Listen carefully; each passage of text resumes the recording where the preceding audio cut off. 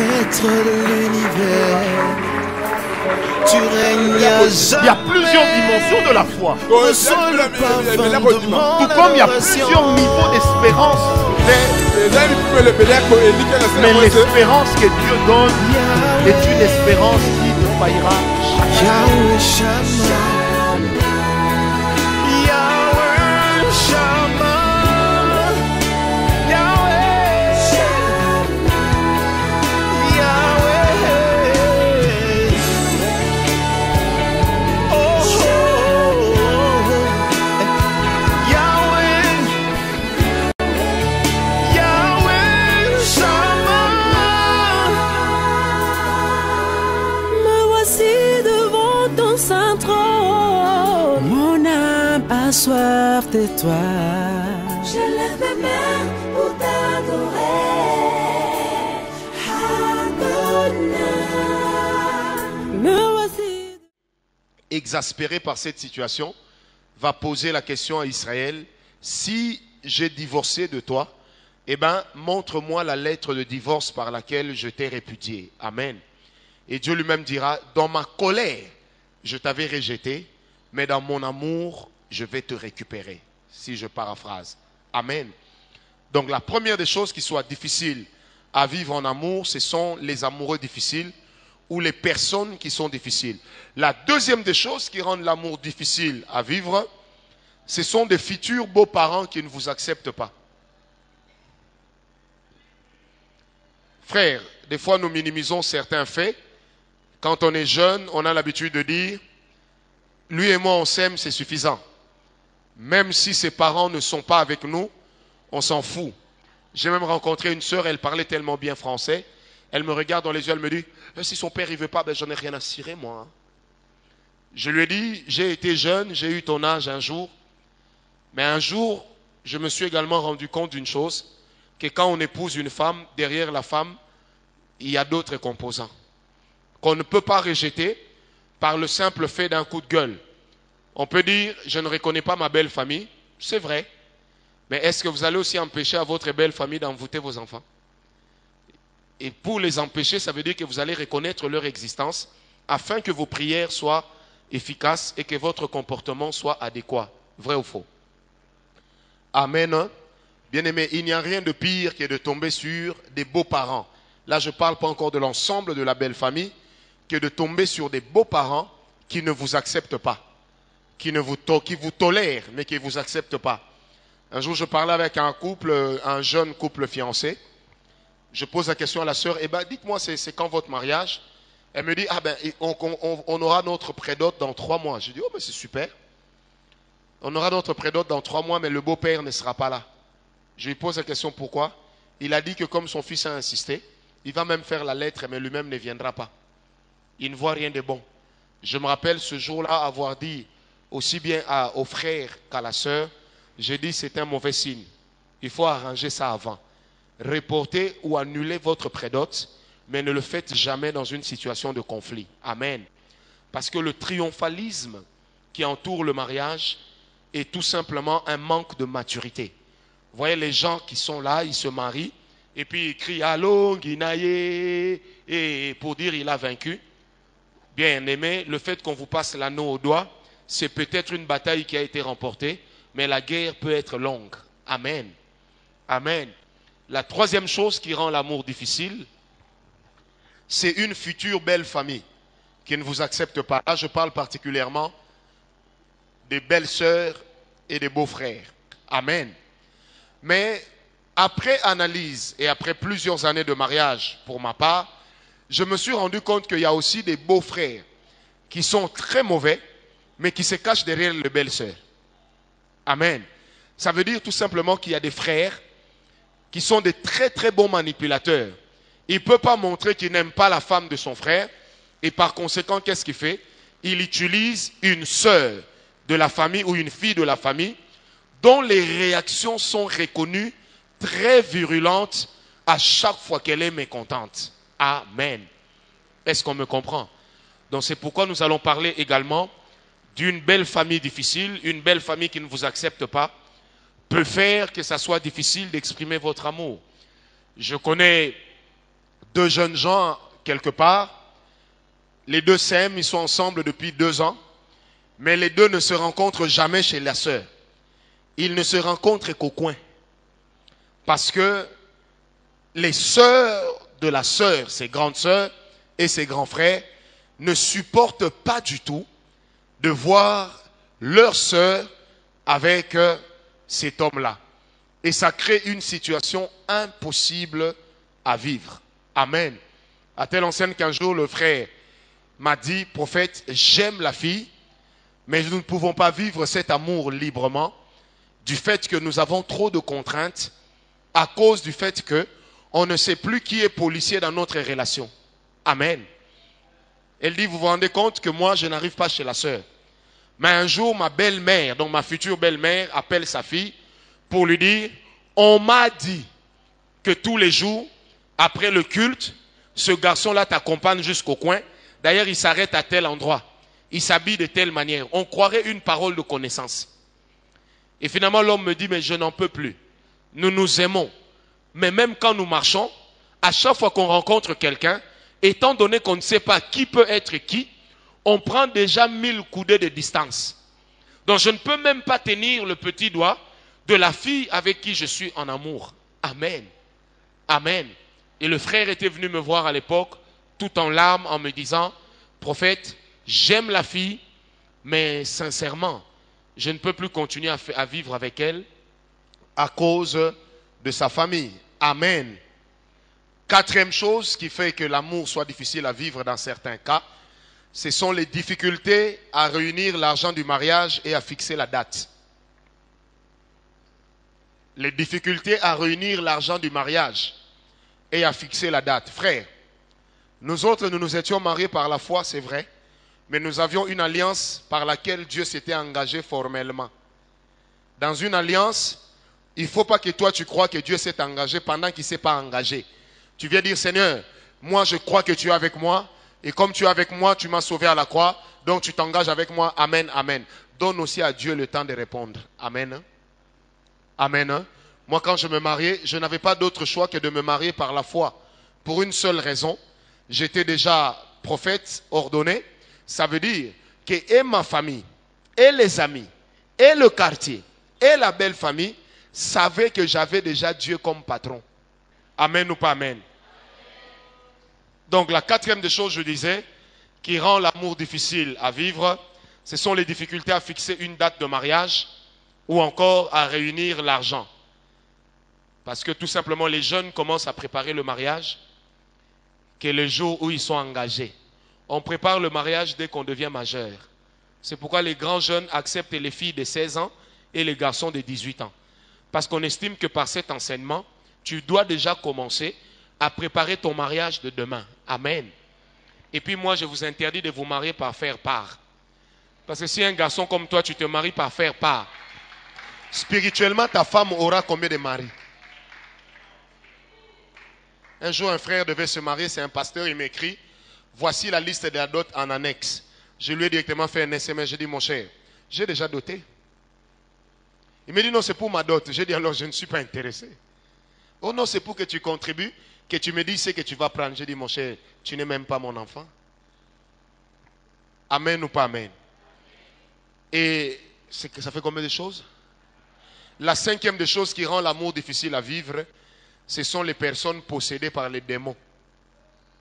Il y a des gens, ils sont tellement possédés par les démons que leur simple fait de possession fait que l'amour soit difficile à vivre. Amen. Hein? Dans le mariage, à Tuntukaka. Dans les fiancés, en Tuntukaka. Dès que vous fixez la date du mariage, la fille commence à mal se comporter. Ou le garçon commence à mal se comporter. Ce baboye a zone normal. Donc la personne fonctionne comme une horloge qui généralement fonctionne à la pile, mais quand on branche au courant, il y a un dysfonctionnement. Parce que le voltage est trop fort. Avant que le circuit ne grille, ça tourne trop vite. Amen. Hein? Premier point, et c'est là que je commence l'enseignement de ce soir, les amoureux difficiles. Caractéristiques des amoureux difficiles. Les amoureux difficiles. Je me suis rendu compte qu'au rang des amoureux difficiles, première caractéristique des amoureux difficiles, les TTS. Dites avec moi TTS. Ça veut dire toto spirituel. Ou très spirituel. Ils sont tellement très spirituels qu'ils sont devenus de toto spirituels. Un toto en français, c'est quelqu'un dont l'intelligence n'est pas en place. Amen. Vous savez, il y a des gens qui aiment bien les prophètes, les pasteurs et les apôtres. J'aimerais vous apprendre que ce sont des gens difficiles. Ce sont des personnes, Tala, il va privilégier son image que son amour. Amen. Je répète, il va privilégier son image plutôt que son amour. Il est capable de te taper les caras, de faire comme s'il ne te connaissait pas, parce qu'il sait que là-bas, on va le bénir, et il n'a pas besoin qu'on sache qu'il est engagé. Est-ce qu'on me comprend? Je vais approfondir, ne vous en faites pas. Parce que c'est des choses que je vois souvent avec les prophètes. Il y a beaucoup qui sont des grands impudiques. Les pasteurs, dans les fiançailles, il y a beaucoup qui sont des grands impudiques. Ils sont comme les prêtres. Amen. Mais ils se cachent. Devant les gens, ils jouent au rakantaï karabo shekeraba. Mais après, vous apprendrez qu'ils étaient dans une chambre d'hôtel. Vous posez la question, quand ils entraient là-bas, les langues là étaient parties où? Amen. Vous allez rencontrer le frère. Nous, on a grandi à la borne à l'époque. La plupart de nos aînés, pour ne pas dire tous, avaient ce problème-là. Ils étaient trop spirituels. Au jour où je vous parle, nous nous sommes rendus compte que la plupart de ceux qui étaient trop spirituels, avec lesquels moi j'ai été à la borne, aujourd'hui sont divorcés. On a connu un frère gentil comme tout, mais méchant quand il prêche. Il dit, frère, tu es là, tu marches, tu tiens la sœur à la main, tu es un impudique, tu es en train de t'exciter inutilement, frère, arrête, tu iras en enfer. Si je chasse les démons, tu risques de tomber ici. Et puis tu vas commencer à rouler comme un serpent. Impudique. Après, on se rendra compte que lui-même était parmi les plus grands impudiques de l'église. Parce que des fois, les gens prêchent des choses qu'ils font, non pas pour que les gens puissent se repentir, mais pour des raisons, pour laver leur propre conscience. Est-ce qu'on me comprend? Et moi, c'est le problème que nous avons connu avec nos aînés. Donc, quand ils marchent avec la sœur, maman Nana vient un peu. Je n'ai que toi, ma chérie, il faut venir. Vous n'êtes pas deux. Amen. Donc, quand ils sont ensemble, tous les deux, il n'y a personne, ils sont comme ça.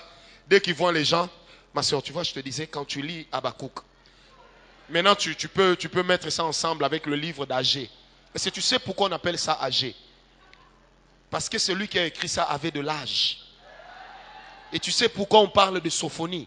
C'est ça qui a donné en français le nom Sophie. Merci ma soeur. Amen. Alors le problème déjà de développer un comportement hypocrite est en train de te livrer au péché. Amen. Dis à ton voisin, je dois vivre mon amour librement. Dis-le bien, librement ne veut pas dire tomber dans l'impudicité. Mais librement veut dire, si je dois exprimer mon amour, je dois le faire en toute liberté. Amen. Oh, donne-moi l'amen bien. Maintenant, il faut dire à ton voisin, je sais que quand tu seras marié, tu vas faire aussi. Il faut lui dire ça. Oh, rakantaraba shekere bébé. Qui va se marier pour des raisons de prière? Rokonto baba. Notre chaudière est là-bas, tu peux aller te marier là-bas dedans même maintenant. C'est pas ça. On ne se marie pas pour prier ensemble. Prier ensemble, on peut prier déjà. Pour prier avec quelqu'un, est-ce que tu as besoin de l'épouser? Amen. Deuxième catégorie de personnes difficiles, ce sont des personnes qui sont amoureuses, mais qui ne savent pas exprimer l'amour. Ou alors, dans leur manière d'exprimer l'amour ou de se comporter en amour, ils sont difficiles à cerner. Amen. Vous savez, il y a des gens comme ça dans la vie, tu ne sais pas quand il est content, tu ne sais pas, il n'est pas aussi content pourquoi. Est-ce que vous avez déjà rencontré des gens comme ça? J'ai connu un vieux qui était du Bandundu, le petit frère du papa de la sœur Karine et Poma. Ce monsieur aimait beaucoup manger. Amen. C'est une histoire vraie. Il aimait beaucoup manger. Mais il avait un problème. Il était ek. Ek, c'est dit en football, pour des gens qui n'aiment pas faire des passes. Comme Neymar lors du match contre Real. Je ferme la parenthèse.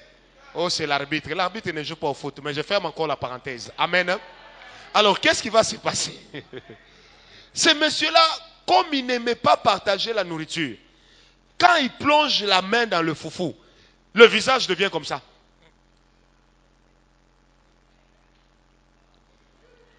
Chérie, c'est bon? Mais et aussi là. Il y a des gens qui sont comme ça en amour. Amen. Chérie, tu m'aimes? Tu es amoureux de moi? Est-ce que tu as des remarques à me faire? Comment tu trouves mes cheveux? Ça va. Ça va. Manque d'enthousiasme total. Amen. Donc, sœur, tu peux faire napi, tu peux faire happy, tu peux faire hippie. Lui, comment tu trouves ma coiffure? Ça va. Et la coiffure que j'avais la semaine passée? Tu sais, moi, je n'ai jamais été une femme, hein, je ne m'y connais pas. Mais elle aussi, elle n'a jamais été lesbienne. Quelqu'un me comprend? Il y a des gens comme ça. Vous savez, des fois, quand vous regardez le visage de certaines personnes, vous savez reconnaître des gens qui sont comme ça, comme le frère là, il est comme ça. Amen. Hein? Donc, ce genre de personnes, chérie, tu me trouves bien habillée? Est-ce que la robe là ne me sert pas trop? Ça va. Ça sera un scandale pour les gens? Ça va. Non ne vient pas avant ça va, ni oui. C'est tout? Ça va. Amen. Hein? Comment tu trouves ma démarche? Ça va. Pourtant, dans son cœur, il trouve que tu marches comme Robocop. Oh, il y a des gens comme ça, difficiles à exprimer leur amour. Et ce genre de personnes démotivent les autres, démotivent leurs partenaires. C'est pourquoi aujourd'hui, les gens, il y a beaucoup de cours de motivateurs, des gens qui vous disent, nous avons formation avec les motivateurs, avec les coachs, avec les mentors. Frère, il ne faut pas confondre. Amen. Hein? Dans les mariages, on n'a pas besoin d'un mentor, d'un coach. Oh non, le mari devient le coach, comme me disait un petit hier. Il dit, tu sais, moi j'enseigne beaucoup ma fiancée. Hein. J'ai dit, toi, professeur, de la femme que tu vas épouser. Ah, petit. Amen. Hein? Donc il y a des gens difficiles à exprimer l'amour. Ils se comportent sans enthousiasme. Fabrice, on va aller au mariage de tel? On ira ou on n'ira pas? On verra. Hein? C'est comme si tu n'es pas motivé. Tu trouves? Ah, donc tu es motivé? Je ne sais pas. Ah, donc tu n'es pas motivé? Ça, c'est toi qui le dis. Hein? Troisième catégorie de ce genre de personnes difficiles. Des amoureux difficiles. Vous avez des personnes qui ne font jamais de cadeaux ni de compliments d'eux-mêmes. Ils ne font jamais de cadeaux. Qui est la sœur ici qui est déjà tombée sur un homme pareil? Il ne fait jamais de cadeaux. Lève la main. S'il est à côté de toi, on le prêche. C'est la repentance. Il y a des gens, ils ne font pas de cadeaux. Frère, il faut bien, mes sœurs, me suivez-moi bien. Un homme qui n'est pas capable de t'offrir un bonbon de 10 francs. Tu penses que le jour où il sera riche, il va te bénir? Si dans sa pauvreté, il n'est pas capable de se déchirer pour t'offrir biscuit candy. Tu penses qu'un jour, il va t'amener manger les petits beurres? Amen. Hein? Ça, c'est des gens qui démotivent. Yangwana, l'amour, c'est difficile, Justine, de mener un amour caché. Quand l'amour est véritable, même si vous êtes des Bakongo, à un moment, ça va crier. Parce que c'est difficile de faire semblant. Mais il y a des gens qui nous ont montré que parce qu'eux, ils ont cru, ils ont vu la gloire de l'impossibilité. Ça veut dire, il y a des gens, ils sont terribles. Ils gardent leur amour comme un secret d'État. Comme si le fait qu'on sache qu'ils sont amoureux, ce serait une atteinte à la sûreté nationale. Amen ou pas amen? Des gens qui ne font jamais de cadeaux. Je l'ai dit à la réunion des grands jeunes passés. Les cadeaux, monsieur Glody, ça entretient l'amour même quand on est marié. Il ne faut pas attendre l'anniversaire de Bunzi pour lui faire des cadeaux. Il faut lui faire des cadeaux à l'occasion de rien. Écoutez-moi bien. Quand vous êtes marié, les cadeaux motivent la femme. Ça peut faire qu'elle vous amène là où vos pensées ne sont jamais arrivées. Et qu'à la fin, vous parliez comme Paul en disant, je ne sais si c'était au 3e ni au 7e ciel. Mais je connais un homme qui, après avoir fait un cadeau, laisse.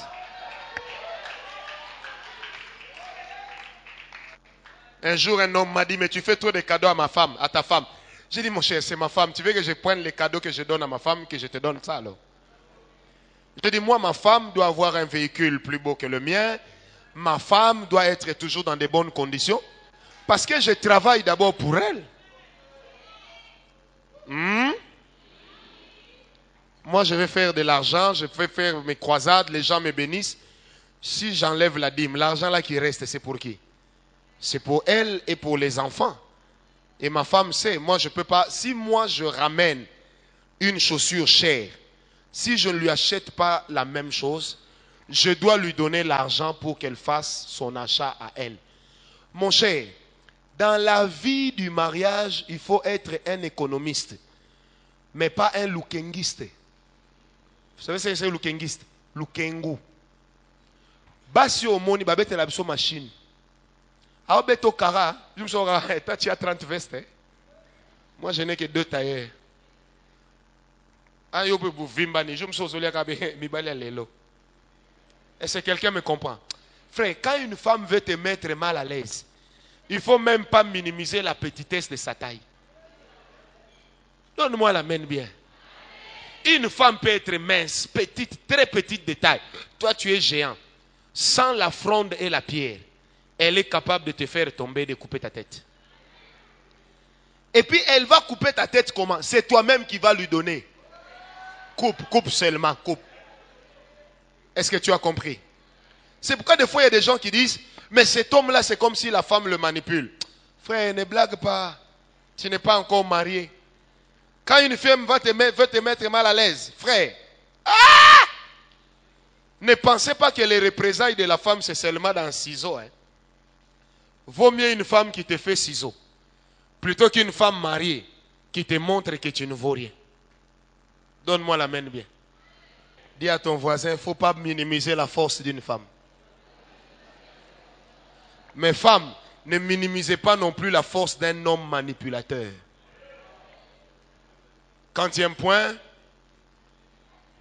autre type de personnes difficiles ou des amoureux difficiles, ce sont des personnes égoïstes qui ne pensent qu'à eux-mêmes et qui croient qu'ils ne doivent rien à personne.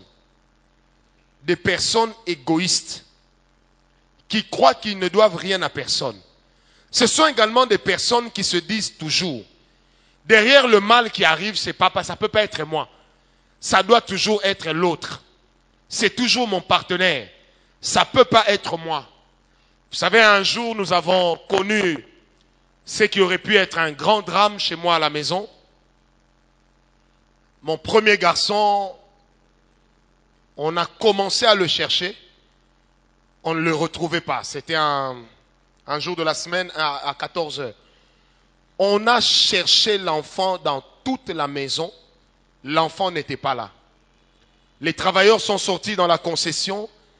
Ils ont cherché l'enfant jusqu'à l'arrêt. Ils n'ont pas trouvé l'enfant. Frère, je me suis tenu sur la terrasse.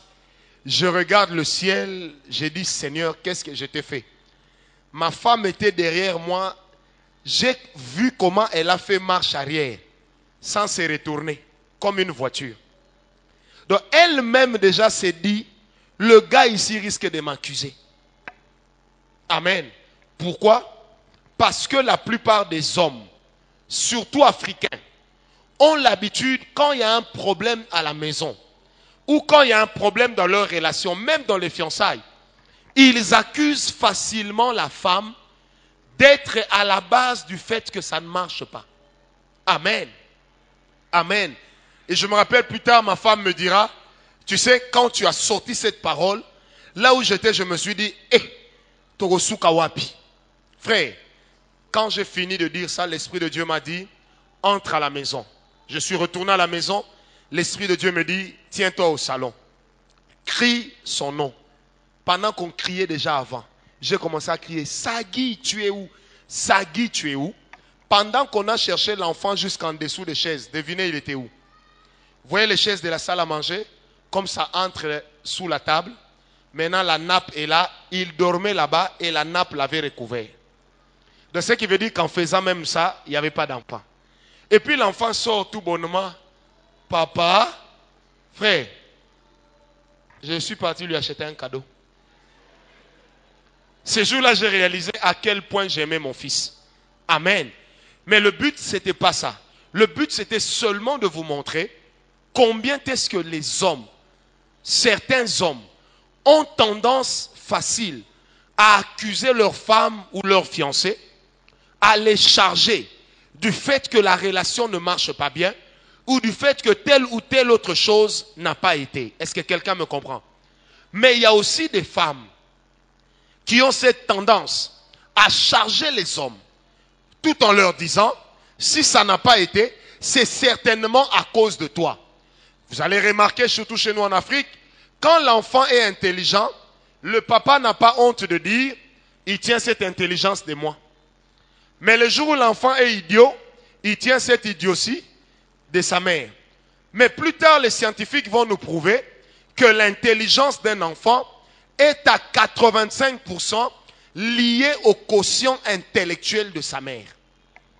Même moi qui l'ai dit ici, je ne le crois pas.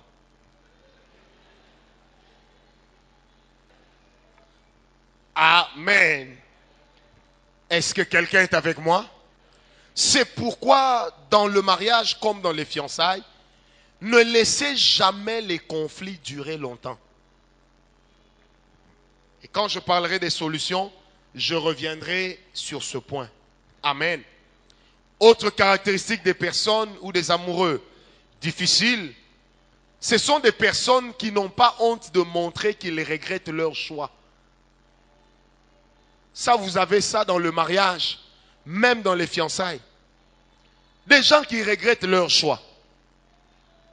Est-ce que vous savez que l'infidélité, quelque part, l'infidélité conjugale, est une forme de regret? Frère, bien. Qui ici, on l'a déjà forcé à aimer quelqu'un?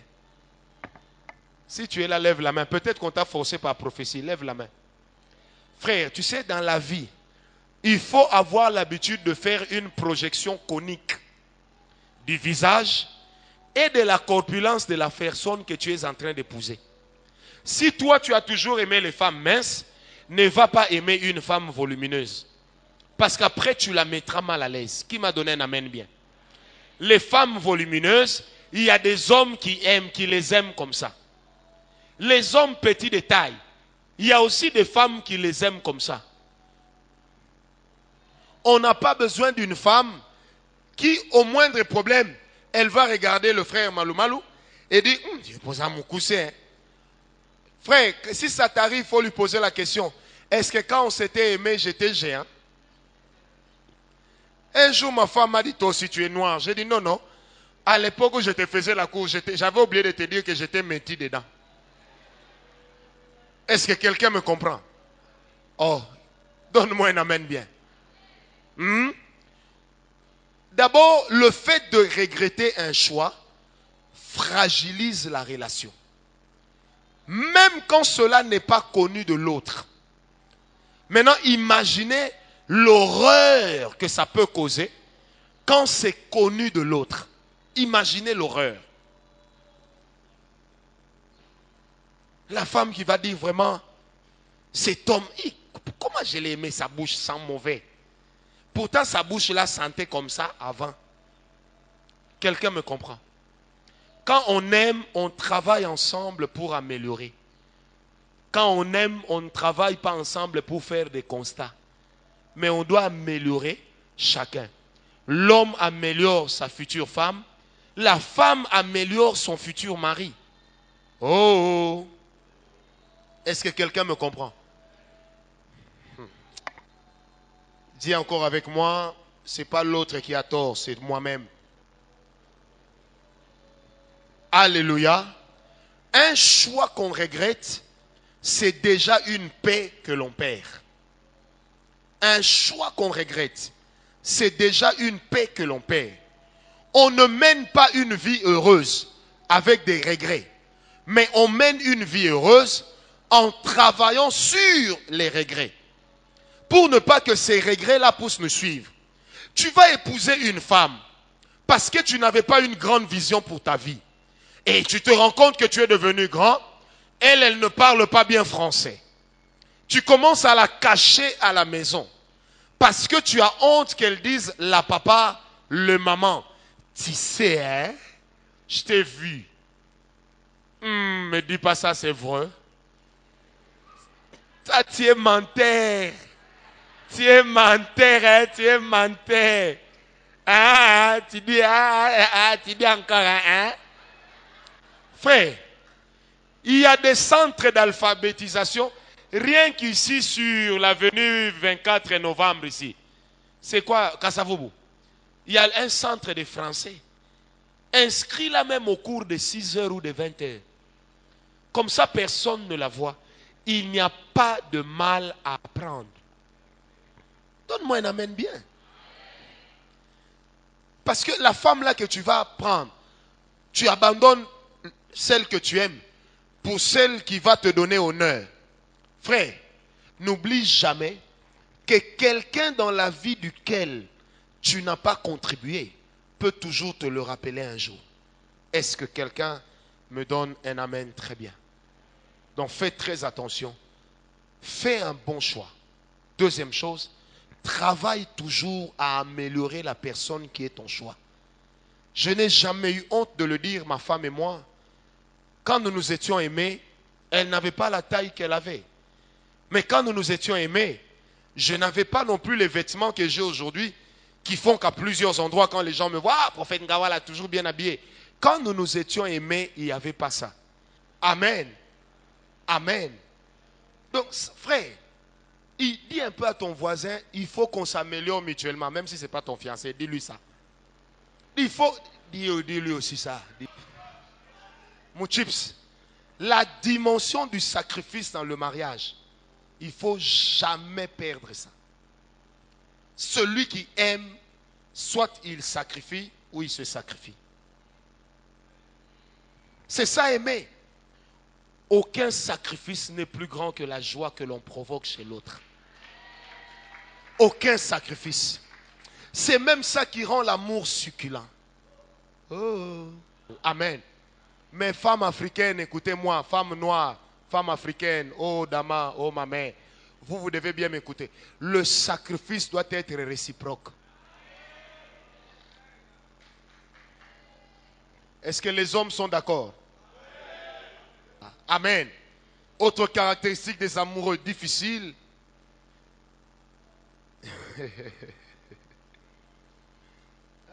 Ce sont des personnes qui montrent facilement qu'elles s'ennuient de l'autre.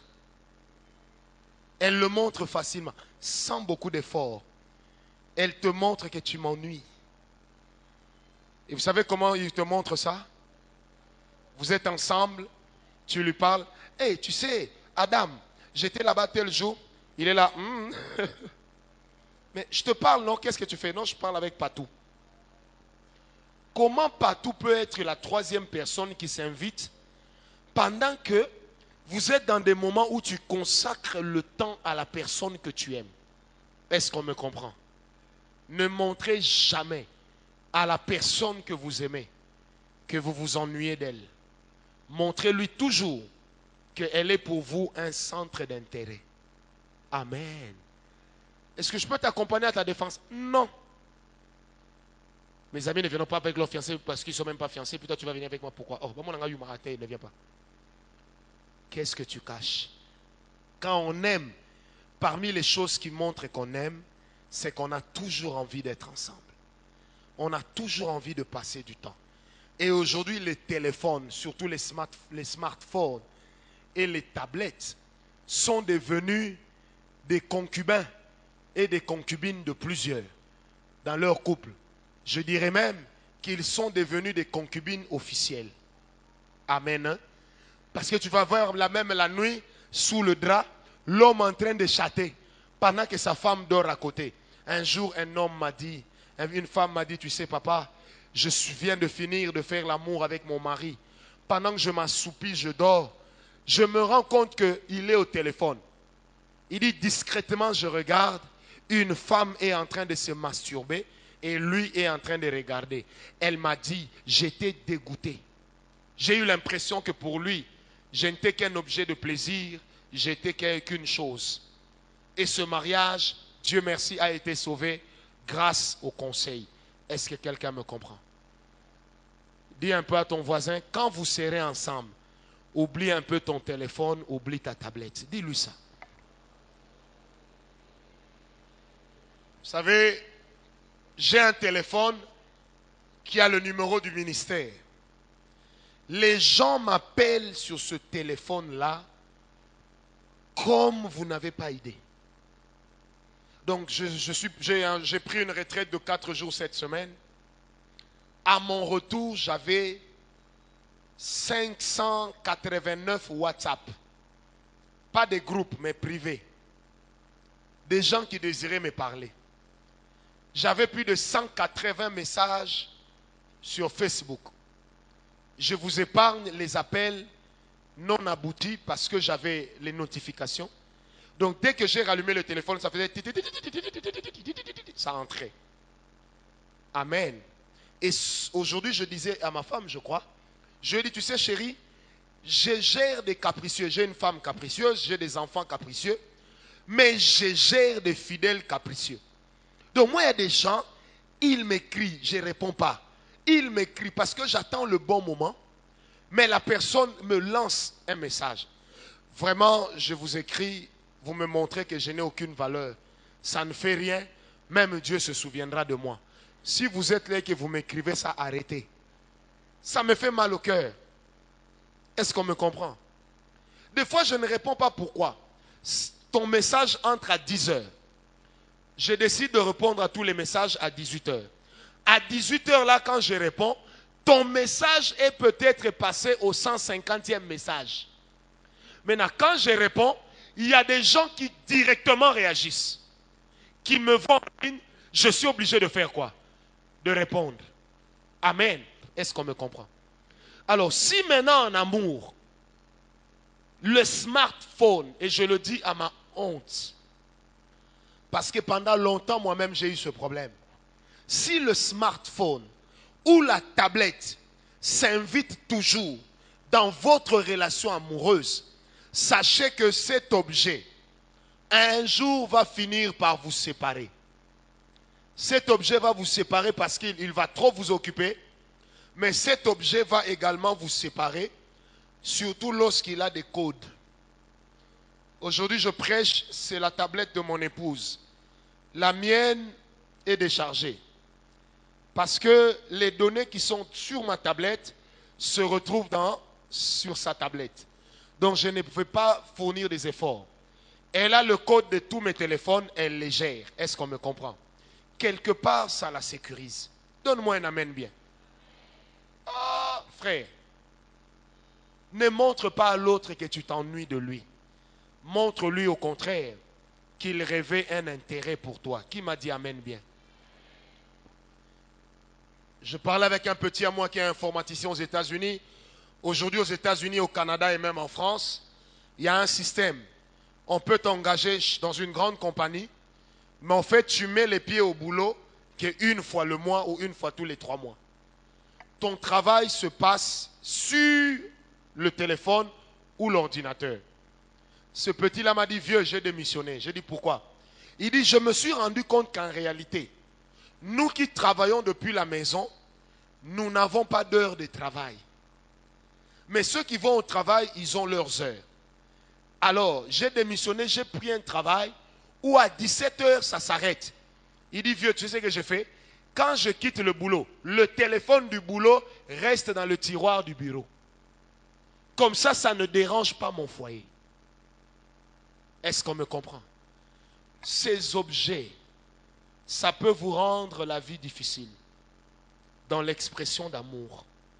Parce que dans la plupart de nos vies, surtout nous, dont une grande partie du travail se fait avec ces objets, en réalité, ça nous prend tellement le temps. que quelquefois nous n'avons plus le temps pour les personnes qui nous aiment. Amen. Et ça crée des frustrations. Amen. Amen. Est-ce qu'on me comprend?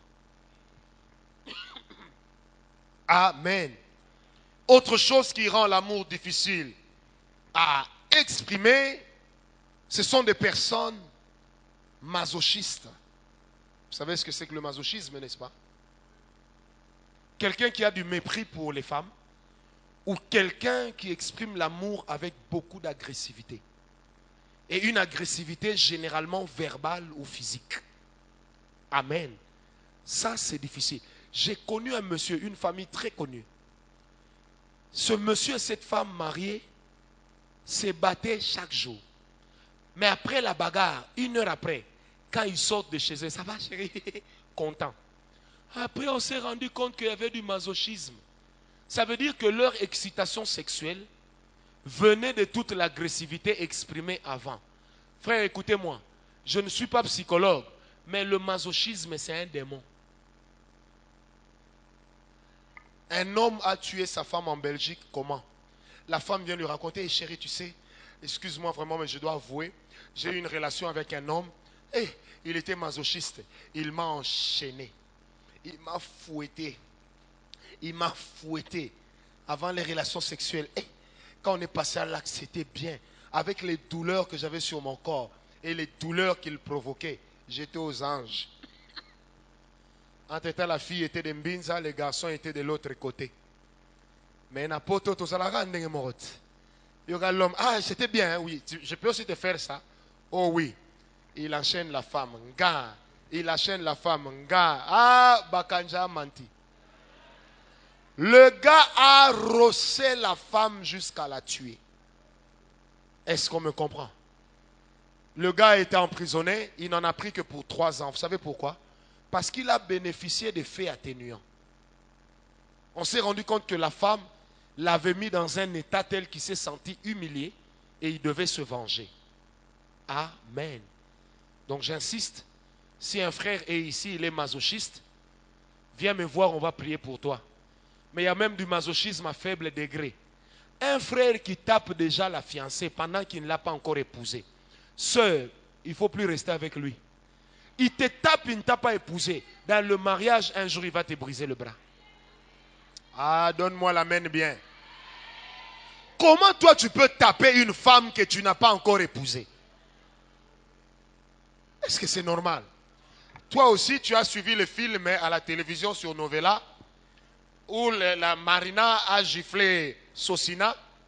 Et puis, vous avez un problème comme ça. Hé, tu blagues avec moi? Ça, c'est le film. Les gars, s'il est africain. Petit. C'est là. Toi aussi, Sangwa. Oh! Un jour, j'étais au restaurant au Luxembourg. Et puis, un homme se dispute avec sa femme. La femme gifle l'homme. Et puis, l'homme tient les 2 mains de la femme, dit chérie, calme-toi. Frère, je me suis fâché à sa place. Donc, dans mon cœur, je me suis dit, aïe, aïe, aïe, aïe, aïe, aïe, langaï. Brousse. Mais attention, les Africains pensent toujours qu'ils sont plus forts que les femmes. Hein. Mais je connais des femmes qui tapent leur mari. Hein. Amen. Et autres personnes, caractéristiques des personnes, des amoureux difficiles, ce sont des personnes qui ne savent pas ce qu'elles veulent dans la vie. Tu veux une voiture? Laquelle? Tu veux une Mazda? Une Toyota? Une Mercedes? Tu veux Kia? Lifan? Même Jacques? Vous connaissez Jacques, non? C'est mon Djiba. Tu veux finalement quelle marque? Ça dépend de toi. Tout ce que tu voudras. Et puis là, elle te fait un sourire.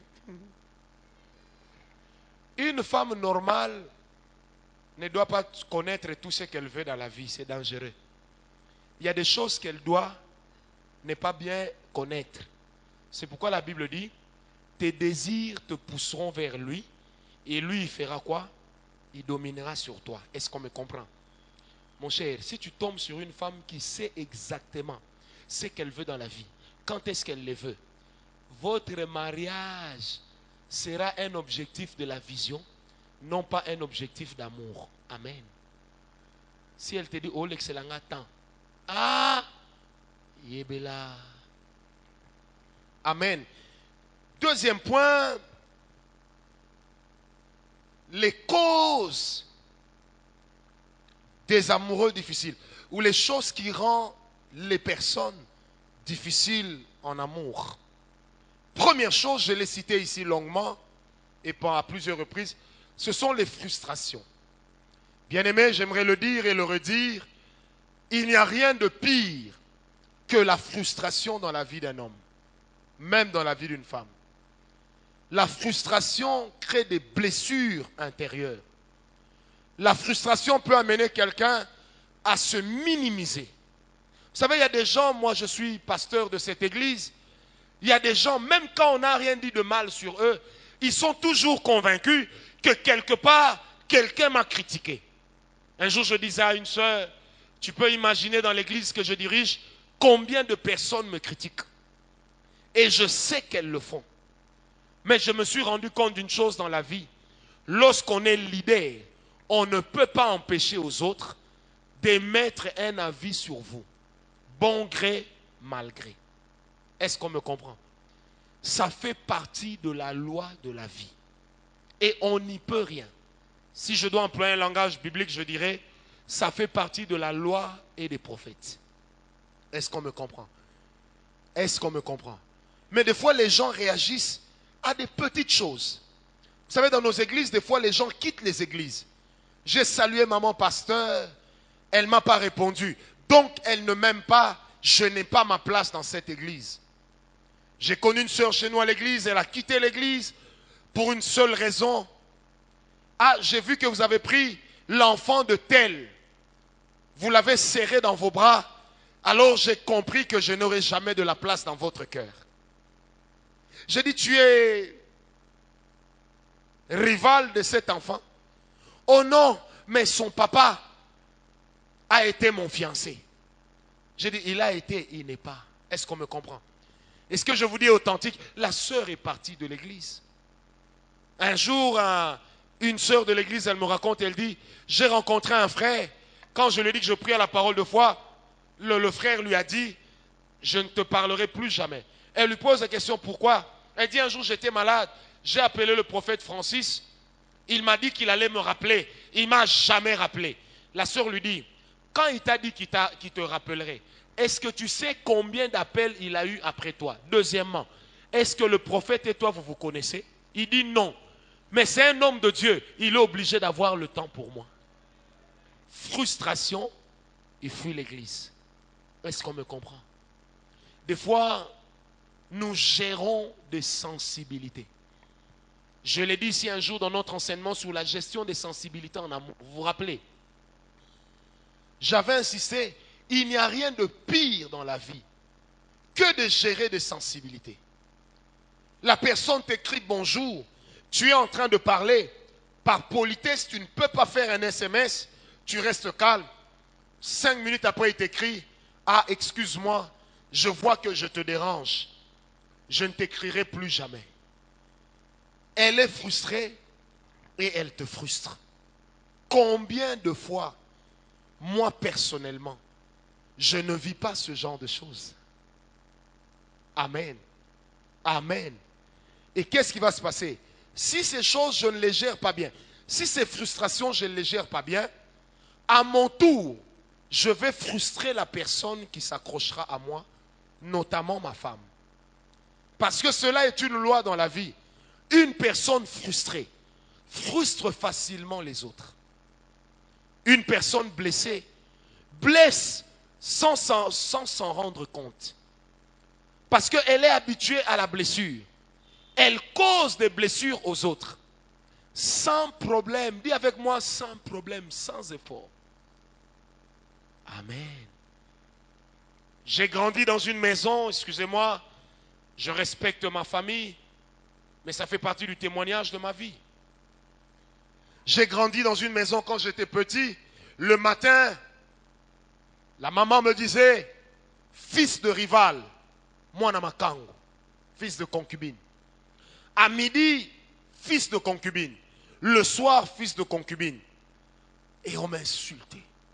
En fin de compte, à l'école, j'avais développé un caractère. J'insultais facilement.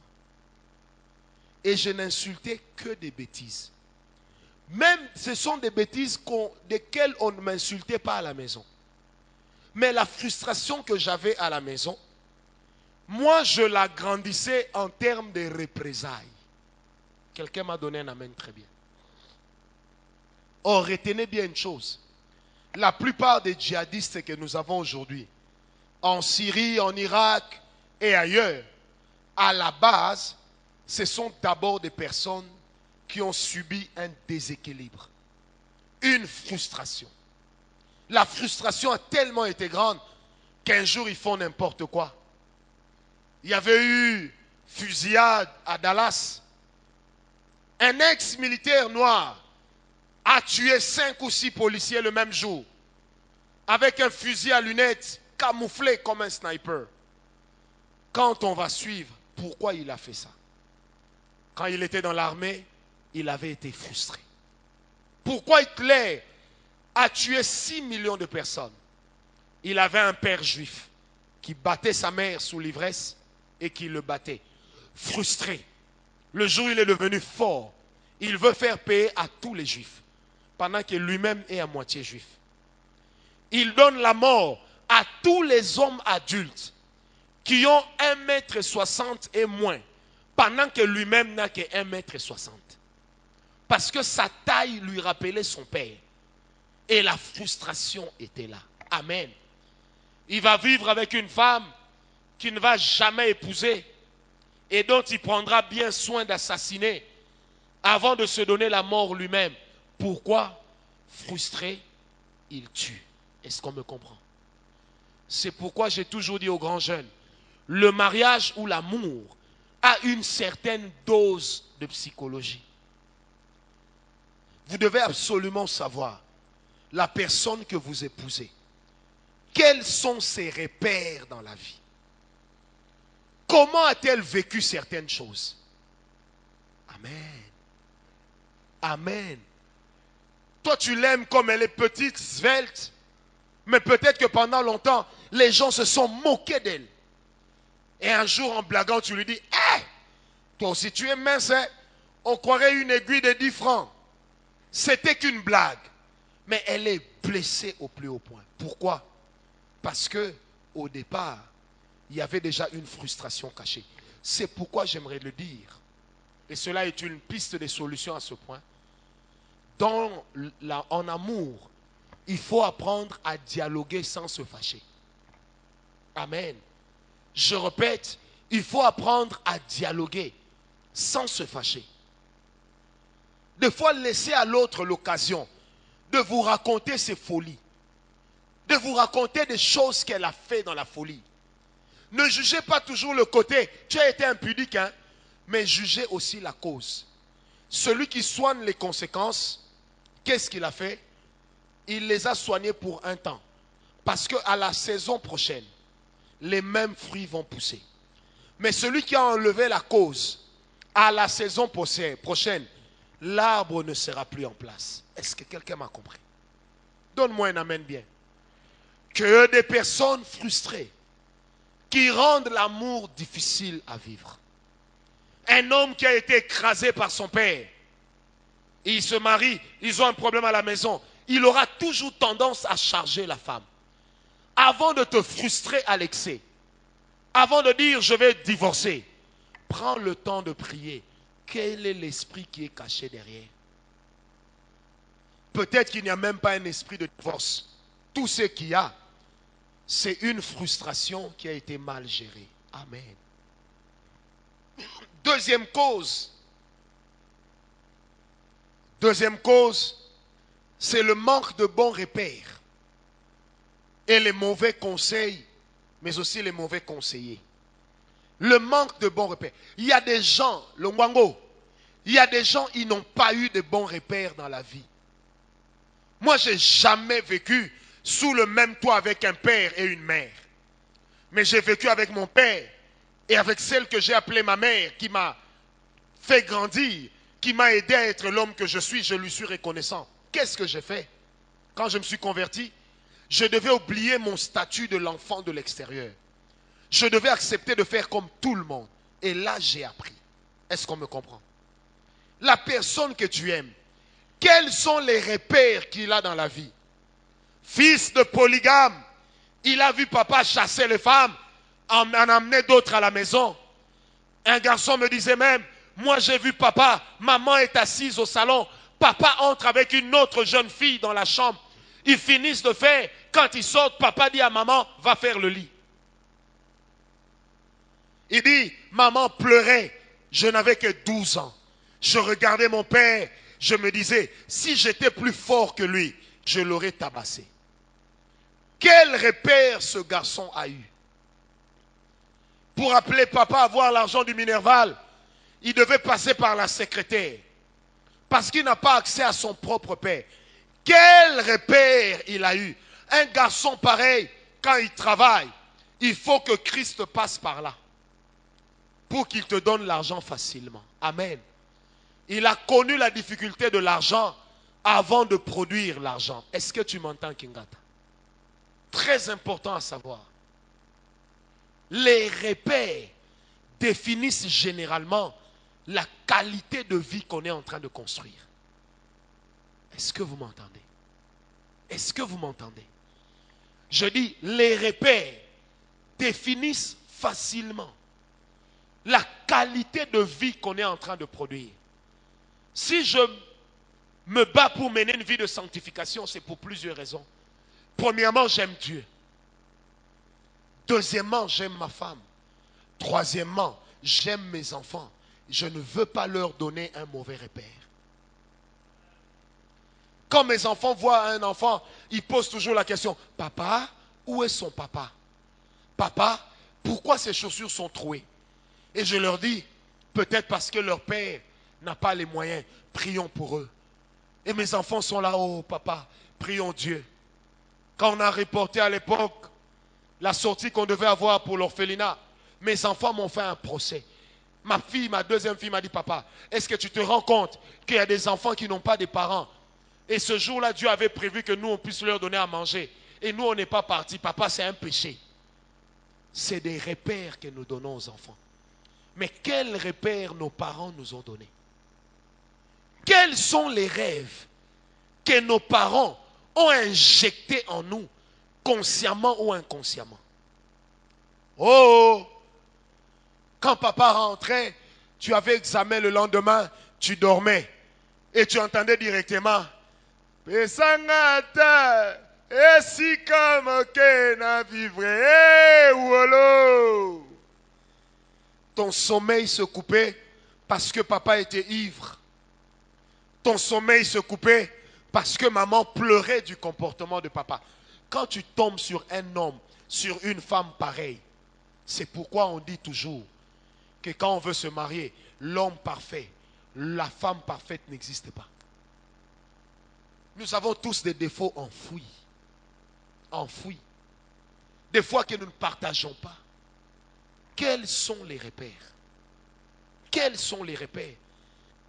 Parce que souvent, nous voulons que l'autre soit ce que nous sommes devenus, alors que la vie ne nous a pas offert les mêmes opportunités.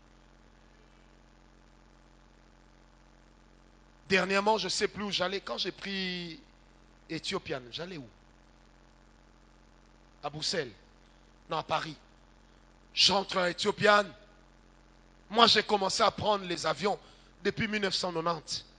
Et il y avait une femme qui était là. Oh mon Dieu. Elle se fait des selfies. Et comme si ça ne suffisait pas, elle met la musique à fond. Ça joue dans l'avion.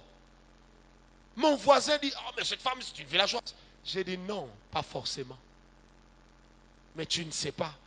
J'ai dit, tel que je la vois, c'est la première fois qu'elle prenne un avion. Elle veut faire profiter à plusieurs. C'est tout. Elle est en train de se laver d'un complexe. Je dis à mon voisin, laissons-la faire. Assez la sentiment. Il y a beaucoup de complexés, mais ne jugez pas leurs complexes. Quels sont les repères? Est-ce que quelqu'un me comprend? Dis à ton voisin, problème de repères. Nous n'avons pas tous eu les mêmes repères. Alors la solution, donnons-nous le temps d'apprendre. Oh, elle parle mal français, il parle mal français. Il me dérange. Qui trouve que moi je parle mal français? Qui lève un peu la main, sincèrement. Vous êtes d'accord que je parle bien français, n'est-ce pas? J'articule bien, n'est-ce pas? C'est un français que j'ai parlé à 12 ans. À 10 ans, je disais, je vais taquiner. Oh frère, moi que vous voyez ici, je disais, je vais taquiner. Ah, à 8 ans, l'ami de mon père m'a posé la question. Alors, ça va? Et papa, il est là? Je connaissais qu'une phrase en français, je vais te taper. J'ai regardé l'ami de papa, j'ai dit, je vais te taper. Hein?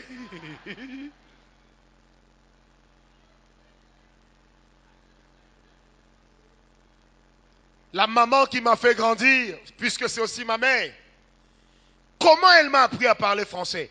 Elle me dit, tu parles lingala, je te tape, tu ne manges pas. Frère, j'ai commencé à parler français, cycle court. Mais j'ai appris. Qui me donne un amen très bien. Je me rappelle à la maison quand on disait, hé, on parle français. Tout d'un coup, je devenais silencieux. Parce que comme il faut dire, t'as vu ça? Oh, waouh, c'est pas possible. Moi, j'étais là. Je ne comprenais rien. Mais on m'a donné le temps d'apprendre. On m'a donné le temps de me forger, de me former. Dis à toi-même qu'on me donne aussi le temps. Mais sachez que dans la vie, vous n'aurez pas toujours le temps pour tout. Pour certaines choses, vous devez être pressé.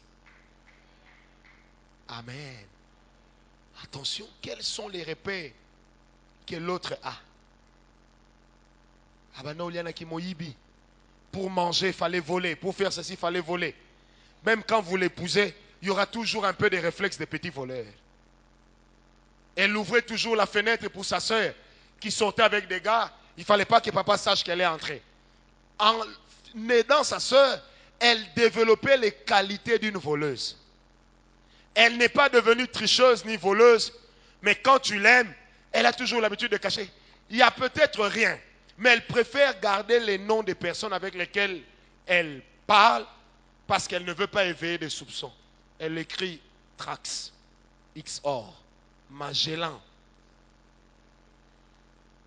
Vasco de Gama, Christophe Colomb. Est-ce que quelqu'un m'a compris?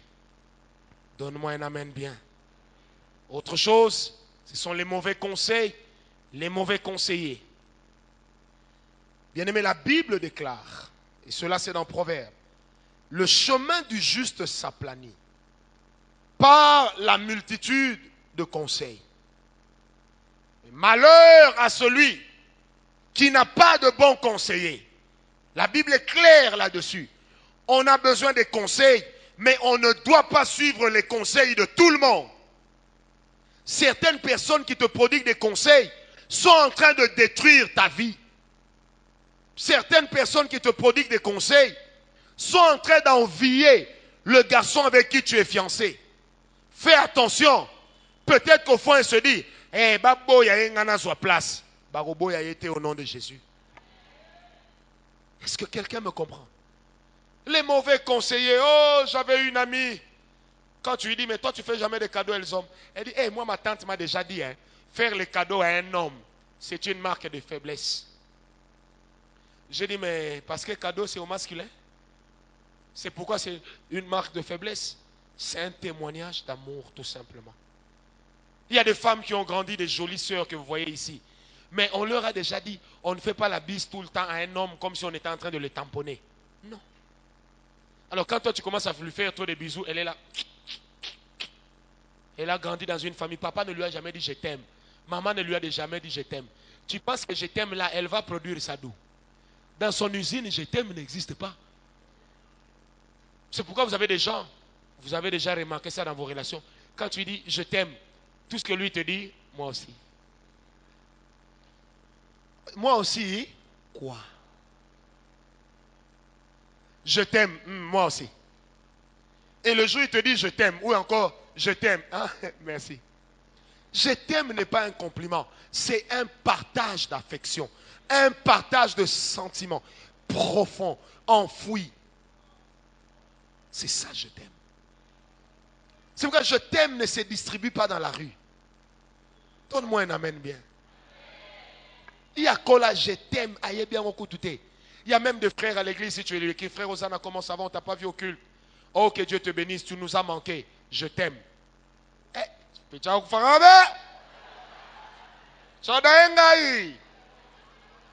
mystique. Est-ce qu'on me comprend? Dis à ton voisin, attention au mauvais conseiller. Vous savez, il y a des gens. Alors moi, je ne vous comprends pas, vous aussi. Comment toi, tu peux aller apprendre à conduire auprès de quelqu'un qui n'a jamais conduit un véhicule, mais qui pédale un vélo? Frère, le principe du vélo n'est pas pareil avec la voiture. Ni le principe des motos Wewa. Ça, l'accélérateur, ça des roues. Mais vous n'encourez pas le même degré de risque. Oh, donne-moi la main bien. Toi, tu vas tout le temps demander conseil auprès de quelqu'un qui est un habitué aux échecs en amour. Et puis tu lui dis, comment tu penses que je peux réussir? Lui a déjà réussi quoi?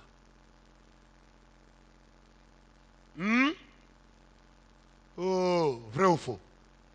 Lui a déjà réussi. Vous savez pourquoi à Kinshasa on n'a pas de bons mécaniciens, mais nous avons de bons remplaceurs de pièces. Parce qu'à Kinshasa on ne monte pas de voitures, on ne fabrique pas les voitures. Quand vous allez là où on fabrique les voitures, comme en Allemagne, tous ceux qui travaillent chez Mercedes ont des voitures Mercedes. Et pour chaque nouveau modèle qui sort, les chefs de projet doivent posséder le modèle une année avant tout le monde.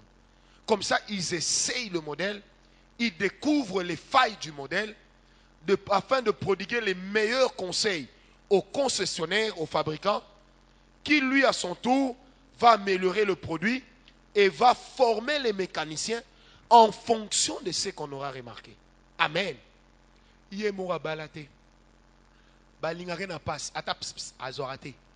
Mais tu es toujours là chez lui, chez elle. Comment tu penses?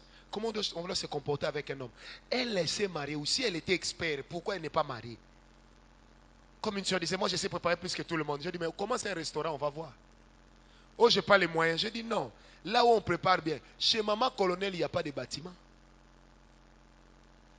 On mange sous des paillotes, vrai ou faux? Mais nous tous, on sait qu'elle prépare bien, vrai ou faux?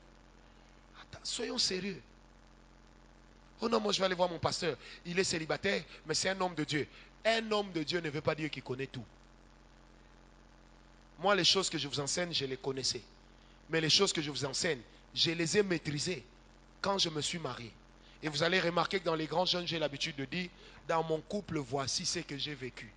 Et je le dis souvent devant mon épouse, parce qu'elle sait que je ne suis pas un menteur. Est-ce qu'on me comprend? Conseiller, conseiller. Il faut chanter. Toboy ba conseiller. Toye love. Toboy ba conseiller. Biso toye love. Motote. Vrai ou faux? Ça veut tout simplement dire que quelquefois il y a des conseillers qui font bannir de vos vies, qu'il faut mettre hors d'état de nuire, parce que leur potentiel de nuisance est élevé. Ils vous prodiguent des conseils de manipulation. Bien aimé, si tu prodigues des conseils, n'attends pas à ce qu'on puisse toujours suivre ça. Parce qu'un conseil n'est pas toujours raison. Amen. Autre cause des amoureux difficiles, c'est le sale caractère. Dites avec moi, sale caractère. Il y a des gens qui ont un sale caractère, exécrables comme des crabes. Ils ont un sale caractère, très exécrable. On croirait des crabes à la plage des ports gentils au Gabon. J'étais avec l'apôtre Soumbela un jour au port gentil au Gabon. On essayait d'attraper les crabes. C'est là que j'ai compris que les crabes ne s'attrapent pas à la main. Dès que vous approchez, ils peuvent être des milliers. Mais la manière dont ils vont regagner l'eau. Ah, vous n'avez pas idée? Est-ce qu'on me comprend? Il y a des gens qui sont exécrables, comme des crabes, que l'océan a rejetés. mais qui fuient. Il y a des gens qui ont un sale, dites avec moi sale caractère. Non, j'aime vous entendre me le dire, sale caractère. Il y a des gens, c'est quoi un sale caractère? Vous-même, vous savez c'est quoi un sale caractère. Chacun a sa définition. Un sale caractère, c'est un caractère insupportable, injuste et sale. C'est pourquoi on appelle ça sale caractère. Ok. Une autre cause, c'est l'orgueil. Il y a des gens, ils sont orgueilleux, comme la pamplemousse. Quand vous mettez la pamplemousse avec les oranges, vous allez remarquer que la pamplemousse a toujours l'habitude de gonfler. Parce qu'elle sait qu'avec sa taille, on ne peut pas la confondre avec l'orange. Elles vont avoir deux différences. La taille et la couleur. Ensuite, la troisième différence viendra à la bouche. Le goût. Est-ce qu'on me comprend? Il y a des gens orgueilleux. Là, vraiment, en français, c'est Simbaté.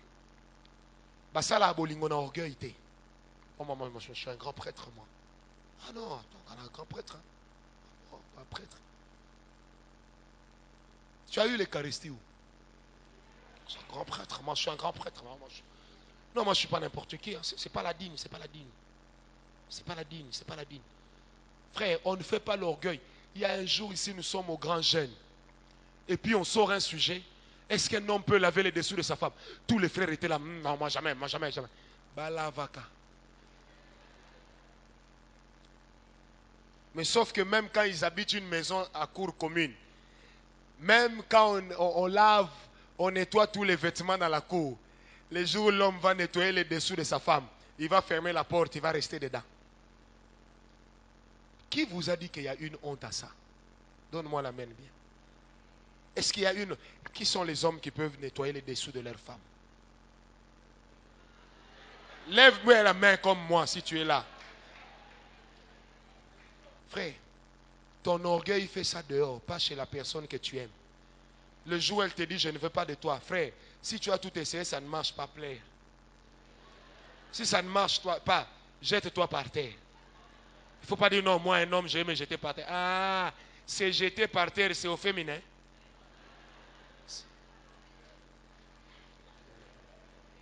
Donne-moi la main bien.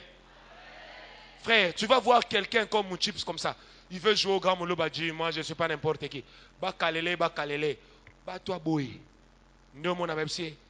Oui, Bobby, Nanzemba, frère Patrice. N'habitant. Ah, Obinango. L'amour vous redonnera toujours une seconde jeunesse. Donne-moi un amen bien. Frère, général, c'est loin. Même moi, révérend, je danse. Il y a des moments où je suis ma femme, je dis, hé, petit nanga, hé. Là, même quand elle est fâchée, elle fait, Est-ce qu'on me comprend? Dis, faire de l'orgueil envers la personne qu'on aime, c'est comme frimer devant la nourriture alors qu'on a faim. Quelqu'un m'a compris. Je répète, ça, cette phrase, il faut mettre ça vraiment sur Facebook. Faire de l'orgueil devant la personne qu'on aime, c'est comme avoir faim, c'est comme frimer devant la nourriture alors qu'on a faim. Est-ce que vous savez qu'en réalité, je ne mange pas ceci, je mange cela. C'est réservé aux riches. Est-ce que tu sais que c'est réservé aux riches? Oh, donne-moi la main bien. Moi, c'est depuis le 30 juin 1998 que je ne mange plus du Thompson. Parce qu'à partir de ce jour-là, j'ai commencé à avoir le choix. Je pouvais manger ce que je voulais. Mais avant ça, j'ai mangé tout ce qu'on me donnait. Parce que la personne qui préparait ne me posait pas la question, tu manges ou tu ne manges pas. Si tu ne manges pas, est-ce qu'on me comprend? Aujourd'hui, des fois, je dis à ma femme, non, moi, je ne mange pas ça, moi, je n'aime pas ça. Ah non, moi, je ne veux pas ça. Papa, c'est parce que je sais que j'ai les moyens de m'offrir mieux. Mais, si elle dit, j'ai préparé ça avec mon cœur, tu dois manger. Frère, je vais manger. Donne-moi la main bien. On ne fait pas l'orgueil en face de la personne qu'on aime. Dis avec moi, on négocie. Dis-le bien, on négocie. Ah! Frère, orgueil. C'est là que vous allez découvrir la mauvaise force de la femme. La femme, je l'ai dit, elle peut être comme ça. Mais quand tu lui as déjà dit je t'aime, sache qu'elle est devenue forte. Est-ce que Patrick Nkoussou, tu m'attends? Dis-moi oui, j'aimerais t'entendre. Ah, c'est ça. Donc tu peux être artiste pour tout le monde. Mais elle peut te dire, tes photos là, hein. Tu vas commencer, papa, Patrick, elle va t'enseigner à faire la photo. Moi, la manière dont tu prends, je n'aime pas. Moi, quand tu prends, j'aimerais que même ma dent là qui est blanche, qu'elle soit vraiment comme une dent de lait. Mais elle oublie qu'elle n'a plus 4 ans. Mais le gars va même peindre la photo à la main. Ah! L'amour rend tout le monde faible. Dieu a tant aimé que dans sa faiblesse, il a donné. Maintenant, toi, TQ. Amen. Une autre cause d'un amour difficile à vivre, c'est des personnes qui sont des éternelles insatisfaites. Troisièmement, c'est aussi des personnes qui ont des problèmes de troubles de personnalité. Comprenez par là des personnes qui ont des démons. Quand quelqu'un a des démons, des fois les démons poussent la personne à poser des actes dont elle-même ne calcule pas la portée. Et conséquence, des fois, elle peut perdre quelque chose à cause de ça. Dernier point, comment guérir de ce genre de choses? Comment est-ce qu'on peut en guérir? J'ai préféré parler de guérir parce que tout simplement, j'estime que c'est soit une maladie psychologique, soit une maladie psychosomatique, ou encore une maladie spirituelle. Comment on peut en guérir? Premièrement, nous prenons Sophonie 2, verset 1, la partie B. La Bible dit, entre en toi-même, examine-toi. Comme j'avais dit, il y a des gens qui rejettent la responsabilité sur l'autre. Et bien, pour guérir de toutes ces choses, il faut apprendre à savoir se remettre en question. Est-ce qu'on m'a compris? Shiralira, en amour, on n'a pas toujours raison. On a aussi tort. Mais c'est difficile que ta tête te donne tort. Mais ton cœur peut te donner tort. C'est comme ça que quand il y a un problème, quelquefois réfléchis comme si tu étais en dehors de la relation. Et tu regardais la relation de l'extérieur. Vous verrez à quel point, généralement, c'est nous-mêmes qui détruisons nos relations. Amen.